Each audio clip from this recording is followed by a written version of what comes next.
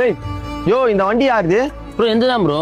எதுக்கு நீ பாட்டி வச்சிர ஒரு 5 நிமிஷத்துல எடுத்துருவேன். இந்த மாதிரி நடு ரோட்ல வண்டியை விட்டு வச்சுக்கிறியே என் வண்டி வந்து உன் வண்டியை இச்சிச்சுன்னா நீ என் வண்டியை செலவு பண்ண முடியுமா ஃபர்ஸ்ட் நீயே ஒரு ரவுண்டு போனா 100 ரூபாய் தான் சம்பாதிக்கிற ஏன் இந்த மாதிரி பண்ணுகிற நடு ரோட்ல வண்டி விட்டு சீக்கிரமா வண்டி எடுத்துன்னு போற வேலையை பாரு வண்டான ஆட்டோ எடுத்துன்னு மச்சான் என்ன இருந்தாலும் நீ அந்த ஆட்டோ டிரைவர் அந்த மாதிரி பேசிட கூடாதுடா.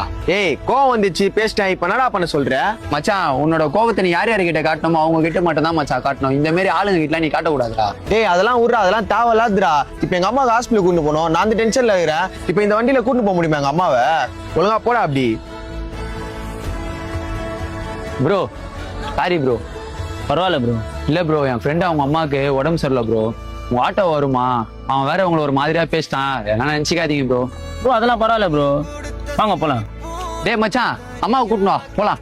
டேய் என்னடா திடீர்னு வந்து அம்மாவை கூட்டு போலான்னு சொல்ற எதுலடா கூட்டு போறது அம்மாவை நீ இப்போ கேவலமா கொச்சமா பேசினியே அவர் ஆட்டோல தான். டேய் யாரு அவரோட ஆட்டோலையா டேய் நான் ஒரு மாதிரி பேசிட்டேன்டா மூஞ்சல் அடிச்ச மாதிரி நீ அவர் அவ்வளவு அசிங்க பத்தி பேசி அவர் வர்றாரு பாத்தியா? அதான் மச்சான் அவரோட மனசு.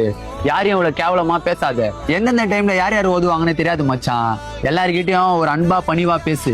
அதான் உனக்கு நல்லது. ச்சே அந்த ஆட்டோ வர நான் அப்படி பேசிட கூடாதுல்ல